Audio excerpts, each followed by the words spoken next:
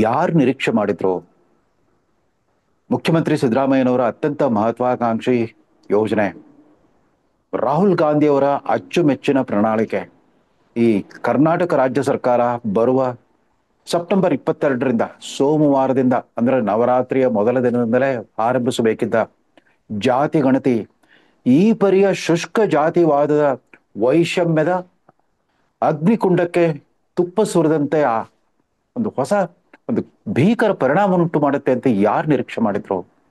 ನಿನ್ನೆ ಸಚಿವ ಸಂಪುಟದ ಅನೌಪಚಾರಿಕ ಸಭೆಯಲ್ಲಿ ನಡೆದ ಕಲಾಪಗಳ ಮಾಹಿತಿ ಸೋರಿಕೆ ಆಗ್ತಿದ್ದಂತಾನೆ ಸುದ್ದಿವಾಹಿನಿಗಳಲ್ಲಿ ದಿನಪತ್ರಿಕೆಗಳಲ್ಲಿ ಭಾರಿ ಕೋಲಾಹಲವೇ ಸೃಷ್ಟಿಯಾಗ್ಬಿಟ್ಟಿದೆ. ಮುಖ್ಯಮಂತ್ರಿಗಳು ತರಾತುರಿಯಲ್ಲಿ 420 ಕೋಟಿ ವೆಚ್ಚದಲ್ಲಿ ಕೇವಲ 2 ವಾರದಲ್ಲಿ ಮುಗಿಸಬೇಕೆಂದಿದ್ದ ಜಾತಿ ಗಣತಿಗೆ ಹಲವಾರು ಅಡೆತಡೆಗಳು ಎದುರಾಗ್ಬಿಟ್ಟಿವೆ.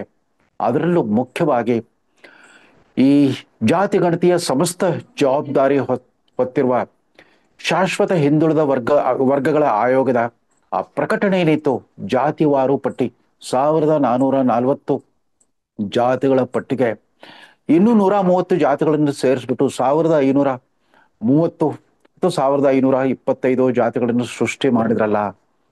ತತ್ಕ್ಷಣವೇ ವಿವಿಧ ಜಾತಿ ಜನಾಂಗಗಳಲ್ಲಿ ಆಂತರಿಕ ತಳಮಳ ಶುರುವಾಯಿತು, ಆತ್ಮವಿಮರ್ಶೆ ಶುರುವಾಯಿತು.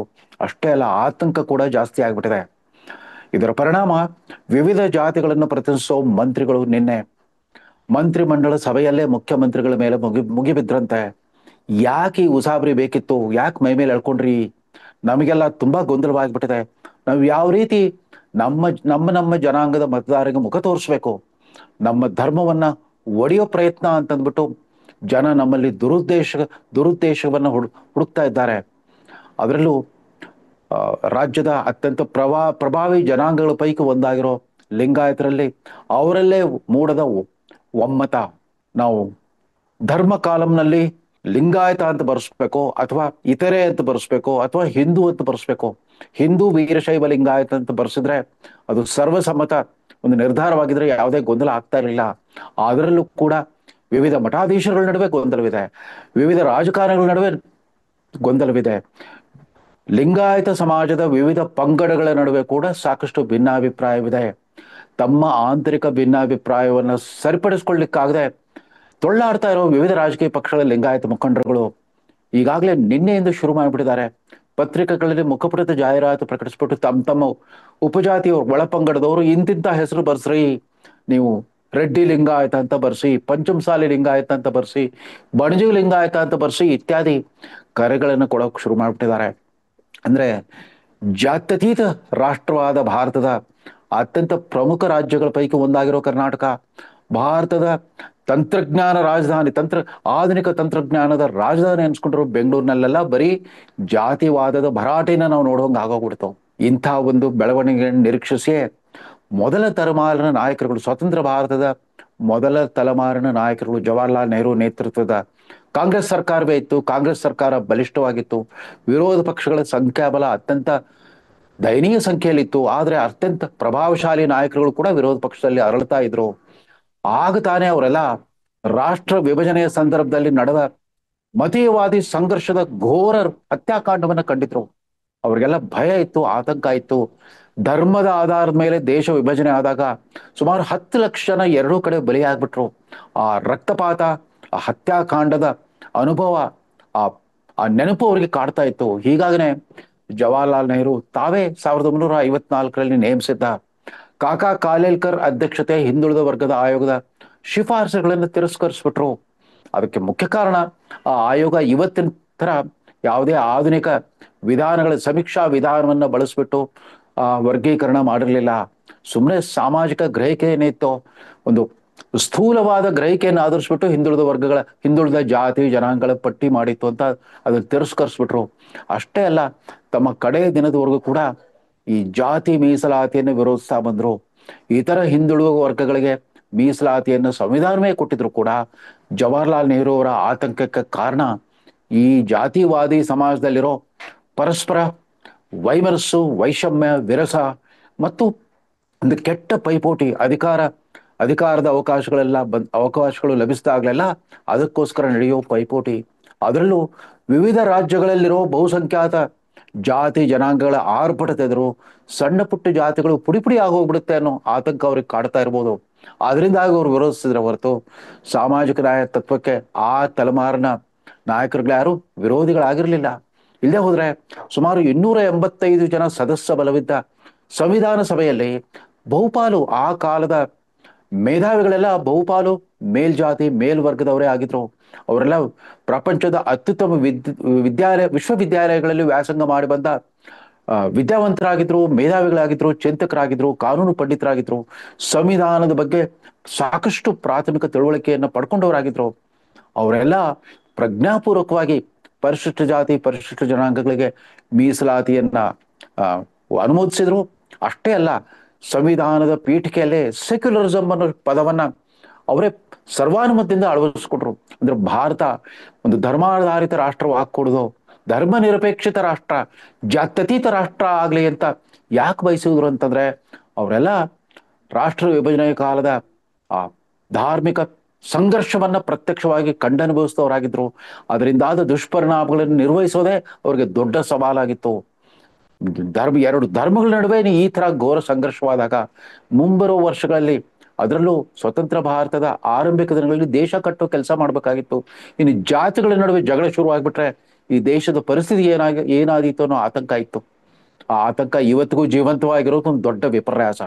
ಯಾಕಂದ್ರೆ ಆಧುನಿಕ ಭಾರತದ ರಾಜಕಾರಣಗಳೆಲ್ಲ ಬರ್ತಾ ಬರ್ತಾ ವ್ಯಕ್ತಿಗಳ ಯೋಗ್ಯತೆ, ಪ್ರತಿಭೆ, ಸಾಮರ್ಥ್ಯ ಮತ್ತು ಸಾಧನೆಗಳಿಗಿಂತ ಬರ್ತಾ ಬರ್ತಾ ವ್ಯಕ್ತಿಗಿಂತ ಜಾತಿ ಮುಖ್ಯ ಅನ್ನೋ ಒಂದು ಸುಲಭದ ತಂತ್ರಗಾರಿಕೆಯನ್ನು ಅನುಭವಿಸ್ಬಿಟ್ಟು ಚುನಾವಣಾ ರಾಜಕಾರಣ ಮಾಡ್ತಾ ಬಂದ್ಬಿಟ್ರು.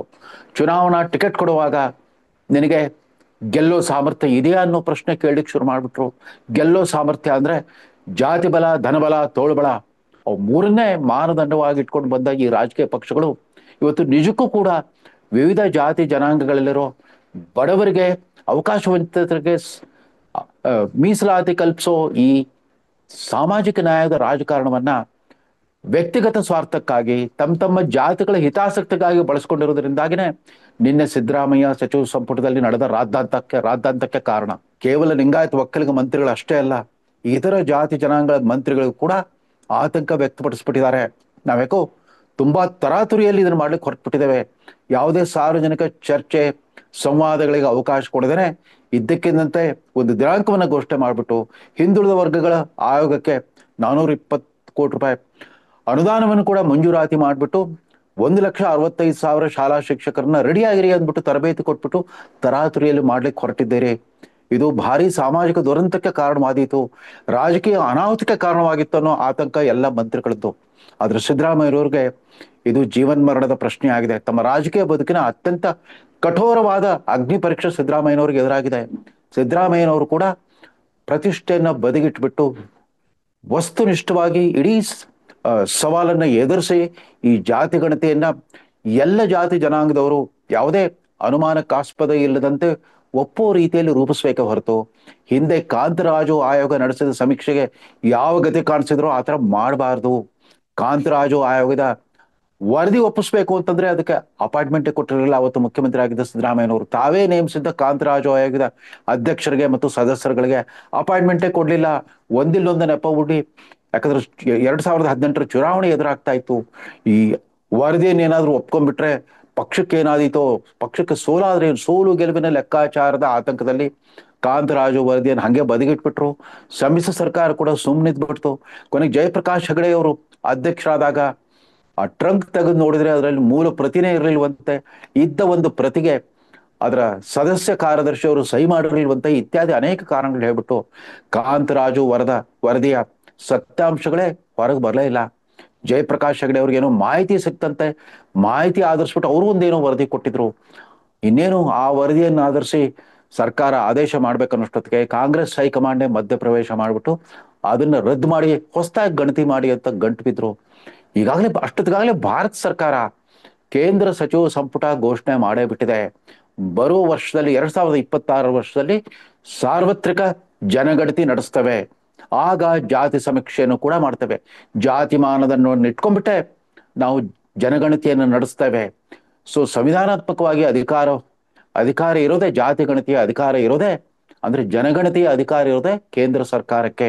ಅಲ್ಲಿ ಜಾತಿ ಮತ್ತು ಧರ್ಮಗಳನ್ನು ಪರಿಗಣಿಸಬೇಕೋ ಬೇಡ ಅನ್ನೋ ಆ ವಿವೇಚನಾಧಿಕಾರ ಇರೋದು ಕೂಡ ಕೇಂದ್ರ ಸರ್ಕಾರಕ್ಕೆ. ಕೇಂದ್ರ ಸರ್ಕಾರ ಈ ಸಾರ್ವಜನಿಕ ಒತ್ತಡಕ್ಕೊಳಗಾಗಿ ಜಾತಿ ಗಣತಿಯನ್ನು ನಡೆಸ್ತೇವೆ ಅಂತ ಈಗಾಗಲೇ ಅಧಿಕೃತವಾಗಿ ಘೋಷಣೆ ಮಾಡಿರುವಾಗ ಪ್ರತ್ಯೇಕವಾಗಿ ಕರ್ನಾಟಕ ಸರ್ಕಾರ ಯಾಕೆ ಅದನ್ನೇ ಮಾಡ್ಲಿಕ್ಕೆ ಹೊರಟಿದೆ? ಯಾಕೆ ಈ ರೀತಿ ರಾಜಕೀಯ ಉದ್ದೇಶಗಳಿಗಾಗಿ ಸಾರ್ವಜನಿಕ ನಿಧಿಯನ್ನ ಈ ತರ ವೆಚ್ಚ ಮಾಡ್ತಾ ಹೋಗ್ಬೇಕು? ಇದನ್ನ ತಪ್ಪಿಸ್ಬೋದಾಗಿತ್ತಲ್ವಾ? ಯಾಕೆ ಮತ್ತೆ ಮರು ವರ್ಷವೇ ಇದೇ ಇದೇ ಪ್ರಕ್ರಿಯೆ ಪುನರಾವರ್ತನೆ ಆಗೋದಾದ್ರೆ ಇದರ ಅಗತ್ಯ ಏನಿದೆ? ಇರ್ಲಿ. ಆದ್ರೆ ಇದೆಲ್ಲಕ್ಕಿಂತ ಮುಖ್ಯವಾಗಿ ಈ ಜಾತಿ ಗಣತಿಯನ್ನು ಪ್ರತಿಪಾದಿಸುವವರು, ಸಾಮಾಜಿಕ ನ್ಯಾಯವನ್ನು ಪ್ರತಿಪಾದಿಸುವವರು, ಸಾಮಾಜಿಕ ನ್ಯಾಯ ಅಂತಂದ್ರೆ ಶುಷ್ಕ ಜಾತಿವಾದ ಅಲ್ವೇ ಅಲ್ಲ. ಈ ಸಾಮಾಜಿಕ ನ್ಯಾಯದ ಉದ್ದೇಶ ಅಂತಿಮವಾಗಿ ಜಾತಿ ವಿನಾಶ ಪ್ರಕ್ರಿಯೆಯನ್ನು ಆರಂಭಿಸಬೇಕು, ಜಾತೀಯತೆಯನ್ನು ಕ್ರಮೇಣ ನಾಶಗೊಳಿಸ್ತಾ ಹೋಗಬೇಕು. ಅದರ ಬದಲಾಗಿ ಜಾತೀಯತೆಯನ್ನು ಇನ್ನಷ್ಟು ತುಪ್ಪ ಸುರಿದು ಉಲ್ಬಣಗೊಳಿಸುವಂತ ವಾತಾವರಣ ಸೃಷ್ಟಿ ಮಾಡಬಾರ್ದು.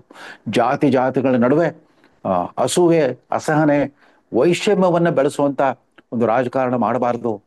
ಜಾತೀಯತೆ ಅಂತಂದ್ರೆ ಸ್ವಜನ ಪಕ್ಷಪಾತದ ಅತ್ಯಂತ ಕೆಟ್ಟ ಸ್ಥಿತಿ. ಜಾತ್ಯತೀತತೆ ಅಂತಂದ್ರೆ ಎಲ್ಲ ಬಗೆಯ ಸ್ವಜನ ಪಕ್ಷಪಾತದ ನಿರಾಕರಣೆ. ಈ ರೀತಿಯ ಗ್ರಹಿಕೆಯನ್ನು ಇಟ್ಕೊಂಡ್ರೆ ಮಾತ್ರ ನೀವು ನಡೆಸೋ ಜಾತಿ ಗಣತಿಯ ಫಲಿತಾಂಶ, ಅದನ್ನ ಆಧರಿಸಿ ನೀವು ನೀಡಬಹುದಾದ ಮೀಸಲಾತಿ ಬಗ್ಗೆ ಜನಕ್ಕೆ ವಿಶ್ವಾಸ ಬರುತ್ತೆ, ನಂಬಿಕೆ ಬರುತ್ತೆ. ಆ ಮೀಸಲಾತಿಯ ದುರ್ಬಳಕೆ ಆಗದಂತೆ, ಅಂದ್ರೆ ಆ ಜಾತಿಗೆ ಸೇರಿದ ಮಾತ್ರಕ್ಕೆ ಅಲ್ಲಿರೋ ಶ್ರೀಮಂತರು, ವಿದ್ಯಾವಂತ ಮಧ್ಯಮ ವರ್ಗದವರು, ಲಕ್ಷಗಟ್ಟಲೆ ಲಾಭ ಆದಾಯ ಇರೋರೆಲ್ಲ ಅದನ್ನು ದುರ್ಬಳಕೆ ಮಾಡ್ಕೊಳ್ಳೋ ಹಾಗೆ ಆಗಬಾರದು. ಆಯಾ ಜಾತಿ ಜನಾಂಗಗಳ ಬಡ ಕುಟುಂಬಗಳ ಪ್ರತಿಭಾವಂತರು, ಸಮರ್ಥರು ಮತ್ತು ಕ್ರಿಯಾಶಾಲಿಗಳಿಗೆ ಸಮಾನ ಅವಕಾಶ ಸಿಗುವಂತಹ ವ್ಯವಸ್ಥೆ ಆದ್ರೆ ಮಾತ್ರ ಈ ಸಾಮಾಜಿಕ ನ್ಯಾಯದ ಮೀಸಲಾತಿಗೆ ಅರ್ಥ ಇರುತ್ತೆ. ಹೊರತು ಇಲ್ದಿದ್ರೆ ಶುಷ್ಕ ಜಾತಿವಾದವೇ ಸಾಮಾಜಿಕ ನ್ಯಾಯ ಅಂತ ಅನಿಸ್ಬಿಡುತ್ತೆ ಅಂತ ಹೇಳ್ತಾ ಈ ಸಂಚಿಕೆಯನ್ನು ಮುಗಿಸ್ತಾ ಇದ್ದೇನೆ. ನಮಸ್ಕಾರ.